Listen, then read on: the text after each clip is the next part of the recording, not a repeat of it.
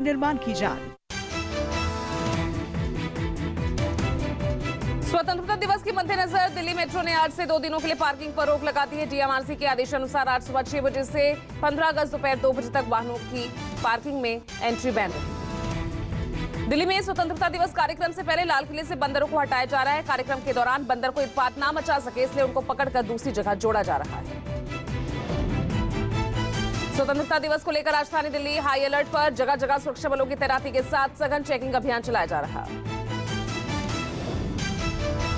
स्वतंत्रता दिवस के मद्देनजर पूरे देश में अलर्ट है। जम्मू कश्मीर के पुंछ में सुरक्षा बल पेट्रोलिंग बढ़ाने के साथ विशेष तलाशी अभियान भी चला रही है।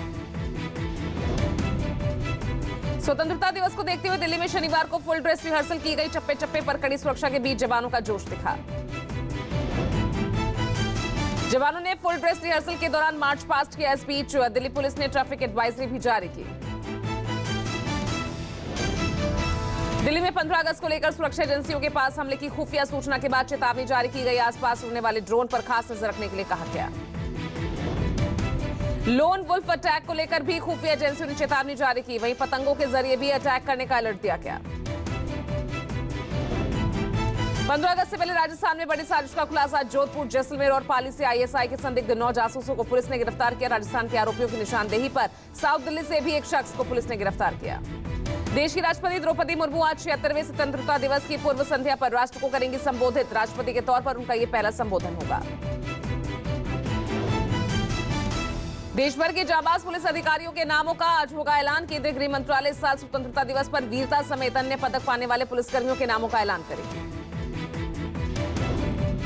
दिल्ली के मुख्यमंत्री अरविंद केजरीवाल आज शाम 5 बजे तिरंगा फहराकर राष्ट्रगान गाएंगे। आजादी की 75वीं वर्षगांठ के मौके पर सीएम केजरीवाल ने देश को दुनिया का सबसे शक्तिशाली राष्ट्र बनाने का संकल्प लेने की अपील भी की।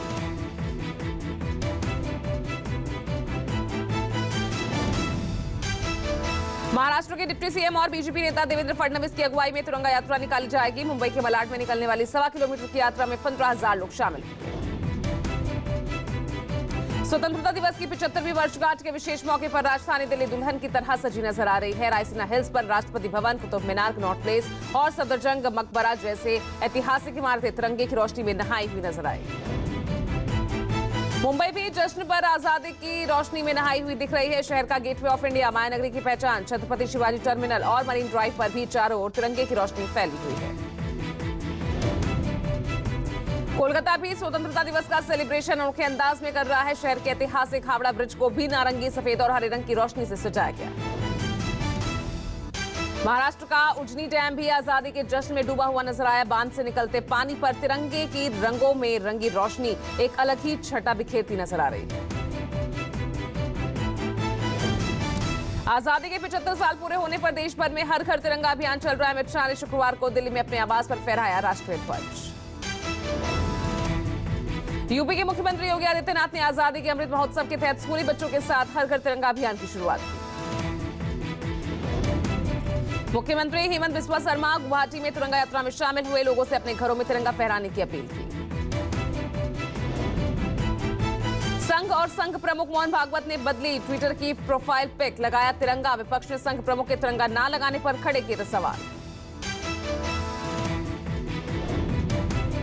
पीएम मोदी ने लोगों से 13 से 15 अगस्त तक अपने घरों पर तिरंगा फहराने का आह्वान किया। सरकार का लक्ष्य इस अभियान के तहत 20 करोड़ घरों में तिरंगा फहराने का है।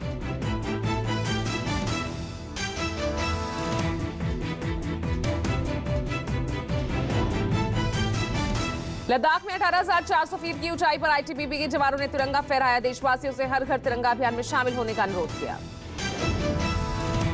उत्तराखंड में आईटीबीपी के जवानों ने हर घर तिरंगा अभियान में हिस्सा लिया। भारत तिब्बत सीमा पर 14,000 फीट की ऊंचाई पर तिरंगा फहराया। आईटीबीपी के जवानों ने हर घर तिरंगा अभियान के तहत बद्रीनाथ पर आयोजित तिरंगा यात्रा में भाग लिया। तीर्थयात्री और स्थानीय लोगों ने भी तिरंगा यात्रा में हिस्सा लिया। मुंबई में एसबीआई अध्यक्ष दिनेश खरा ने हर घर तिरंगा अभियान की जागरूकता फैलाने के लिए साइकिल रैली को झंडी दिखाकर रवाना किया। कर्नाटक के रामानगर में हर घर तिरंगा अभियान के तहत निकाली गई तिरंगा यात्रा। विदेश मंत्री एस जयशंकर इस यात्रा में हुए शामिल। मुरादाबाद आरपीएफ और जीआरपी के कर्मियों ने हर घर तिरंगा अभियान में हिस्सा लिया। देश की एकता, खुशहाली, समृद्धि के लिए आरपीएफ और जीआरपी द्वारा ये मार्च निकाला गया। जोधपुर में आजादी का अमृत महोत्सव के हिस्से के रूप में बीजेपी के अल्पसंख्यक विंग ने तिरंगा यात्रा निकाली। लोगों ने हर घर तिरंगा अभियान में शामिल होने का अनुरोध किया। बड़ोदरा खादी ग्राम उद्योग में खादी के तिरंगे की बिक्री में बढ़ोतरी। खादी तिरंगों की डिमांड को पूरा करने के लिए दिन रात तिरंगे झंडे बनाने में जुटे कारीगर।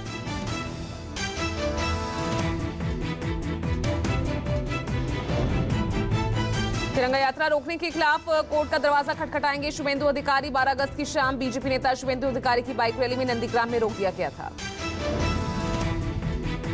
तिरंगा यात्रा रोके जाने के खिलाफ आमने सामने टीएमसी और बीजेपी। शुभेंदु अधिकारी ने कहा, तिरंगा यात्रा के लिए अब हमें अनुमति चाहिए। आरएसएस नेता इंद्रेश कुमार ने राष्ट्रपिता महात्मा गांधी को लेकर विवादित बयान दिया। जयपुर में एक कार्यक्रम में इंद्रेश ने कहा कि देश का विभाजन गांधी की गलती से हुआ। बीजेपी आज 14 अगस्त को विभाजन विभीषिका दिवस के तौर पर मनाएगी। विभाजन विभीषिका दिवस के तहत स्वतंत्रता सेनानियों की मूर्ति और समाधि पर माल्यार्पण होगा। यूपी में विभाजन विभीषिका दिवस के तहत सीएम योगी लखनऊ में पैदल मार्च करेंगे। शाम 5:30 बजे मौन पैदल मार्च के बाद विभाजन की विभीषिका पर आधारित एक प्रदर्शनी का भी उद्घाटन करेंगे। बिहार मंत्रिमंडल विस्तार की तारीख और मंत्रालय बंटवारे को लेकर चल रही अटकलबाजी पर डिप्टी सीएम तेजस्वी ने चुटीला जवाब दिया। दिल्ली से लौटे तेजस्वी ने कहा, थोड़ा इंतजार का मजा लीजिए। बिहार में मंत्रालय और मंत्री पद को लेकर खींचतान को तेजस्वी ने खारिज किया। नए मंत्रियों के शपथ ग्रहण में आरजेडी प्रमुख लालू प्रसाद के आने पर डिप्टी सीएम ने गोलमोल जवाब दिया। बिहार के सीएम नीतीश कुमार एनडीए को एक और बड़ा झटका दे सकते हैं। सूत्रों के हवाले से खबर है कि एलजेपी पारस गुट के कई नेता टूटकर महागठबंधन में शामिल हो सकते हैं। एलजेपी सांसद महबूब अली कैसर, वीना देवी ने महागठबंधन में शामिल होने की खबरों का खंडन किया। वहीं पटना में मौजूद नवादा सांसद चंदन सिंह ने चुप्पी साध रखी है। बिहार महागठबंधन सरकार में शामिल हो रही कांग्रेस ने अपने कोटे के मंत्रियों के नाम फाइनल करने में जुटी हुई है। राज्य पार्टी प्रभारी भक्त चरणदास ने कहा, हम सदन में अपनी संख्या के आधार पर सम्मानजनक भागीदारी लेंगे।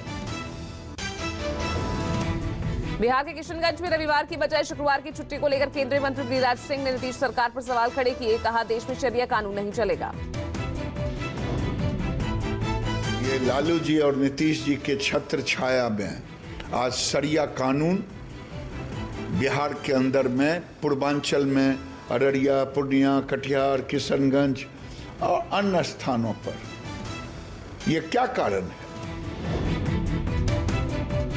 मुफ्त योजनाओं पर बीजेपी ने फिर आपको घेरा। संबित पात्रा ने कहा, अरविंद केजरीवाल के कहने पर मनीष सिसोदिया ने शराब माफिया को शराब के ठेके बांटे और माफिया दोस्तों का करोड़ों रुपया माफ किया। संबित पात्रा के आरोप पर सिसोदिया का पलटवार। कहा, पीएम ने अपने दोस्तों के 10 लाख करोड़ रुपए के लोन को माफ क्यों किया? बोले, जन कल्याणकारी योजनाओं को मुफ्त की रेवड़ी कहकर उनका मजाक बनाने की एक नई राजनीति कर रही है बीजेपी। पंजाब में लागू हुई एक विधायक एक पेंशन योजना। मान सरकार द्वारा पास किए गए बिल को राज्यपाल ने मंजूरी दे दी। ओवैसी ने फिर से केंद्र और आरएसएस को घेरा। कहा, देश में सबसे ज्यादा असुरक्षित मुस्लिम हैं, सबसे ज्यादा अपमान मुस्लिमों का हो रहा है। रानी लक्ष्मीबाई को याद किया जाता है, खुदा बख्श को नहीं। गुजरात के पूर्व उप मुख्यमंत्री नितिन पटेल को आवारा पशु ने घायल किया। बताया जा रहा है कि गांधीनगर में तिरंगा यात्रा निकालते वक्त नितिन पटेल को एक गाय ने टक्कर मार दी।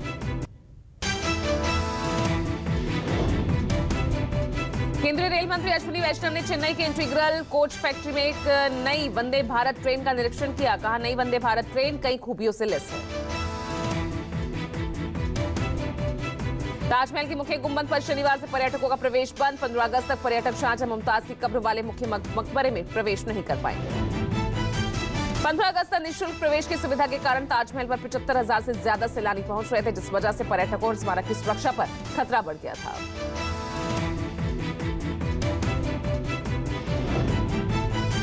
हरियाणा एसटीएफ ने हरियाणा विधायकों को धमकी देने के मामले में 6 लोगों को गिरफ्तार किया। पुलिस को विदेशों से संचालित 18 वर्चुअल नंबरों का विवरण किया। यूपी के नोएडा में पुलिस ने मुठभेड़ में एक मोबाइल लुटेरे को गिरफ्तार किया। पुलिस ने इसके पास से लूट के 2 मोबाइल, चोरी की बाइक, हथियार बरामद किए। राजधानी दिल्ली के मालवीय नगर में सरेआम हुई युवक की हत्या मामले में पुलिस ने 4 आरोपियों को गिरफ्तार किया। चेन्नई में फेडरल बैंक से 15 करोड़ रुपए की कैश और सोने की लूट हुई। शनिवार को लूट को अंजाम देने वाले अज्ञात लुटेरों की तलाश में पुलिस जोर शोर से जुटी है। जम्मू कश्मीर के श्रीनगर में आतंकियों ने सीआरपीएफ कैंप को निशाना बनाकर ग्रेनेड हमला किया। इस हमले में एक जवान जख्मी हो गया। चेन्नई एयरपोर्ट पर कस्टम अधिकारियों ने एक बैग से एक बंदर, 17 सांप, 2 दुर्लभ कछुए बरामद किए। बैंकॉक से पहुंचे एक यात्री के पास से इन जानवरों की बरामदगी हुई।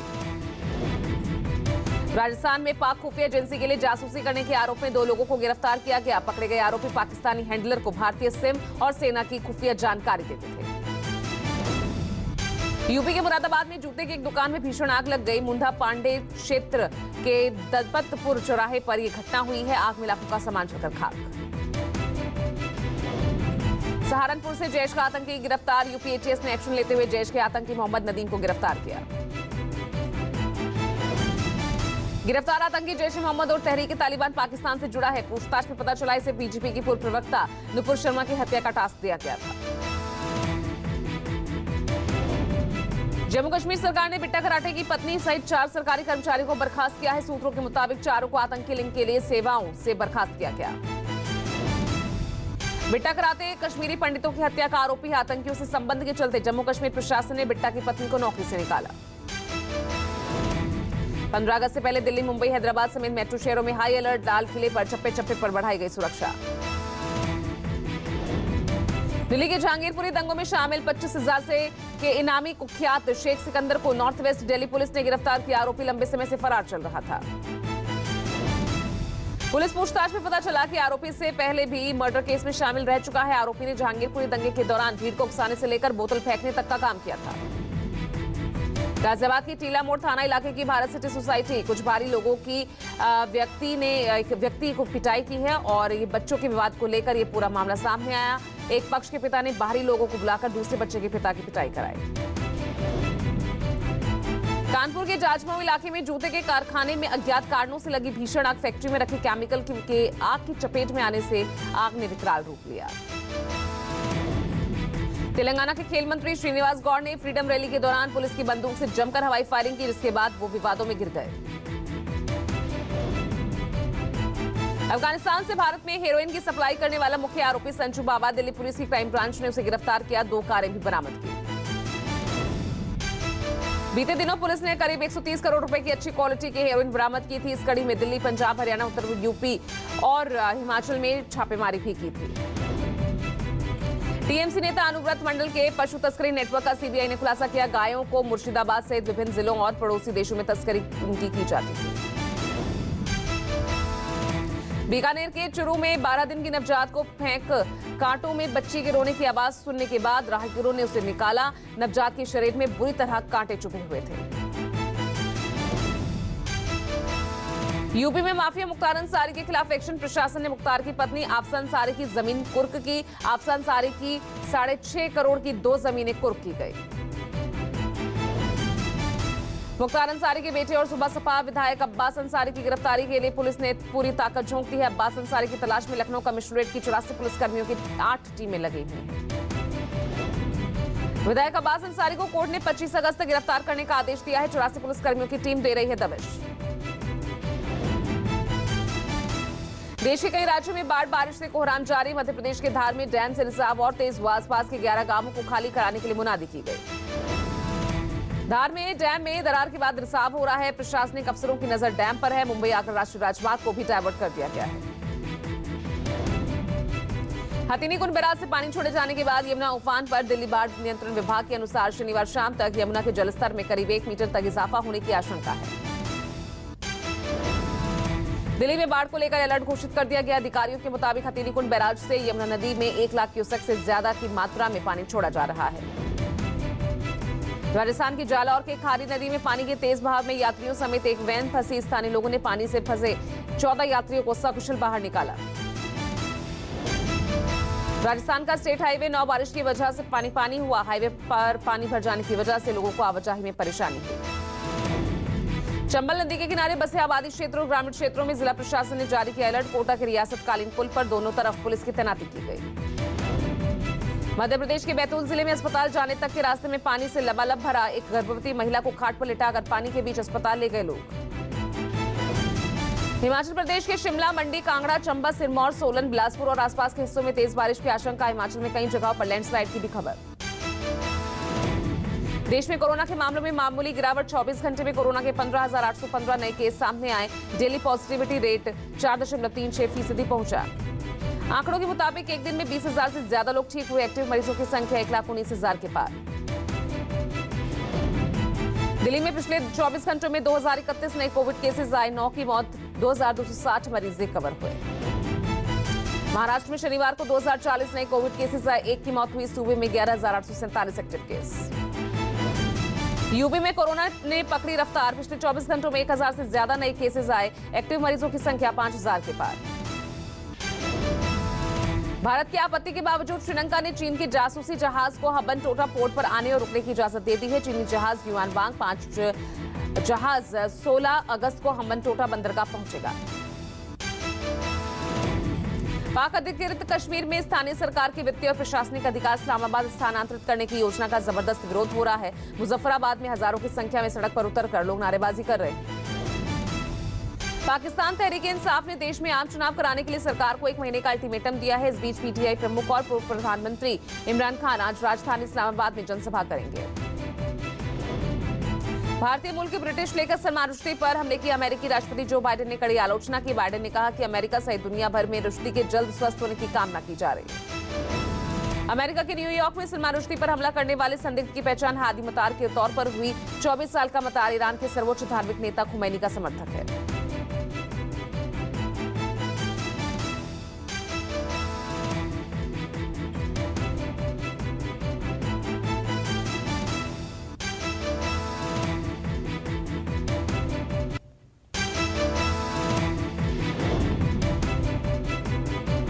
आमिर खान ने पीएम मोदी के हर घर तिरंगा अभियान को सपोर्ट किया, लगाया घर पर तिरंगा।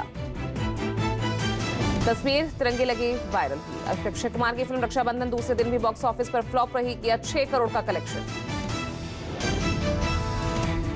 पहली इंडो नेपाली फिल्म प्रेम गीत 3 का टीजर आउट हुआ। फिल्म 23 सितंबर को रिलीज होगी।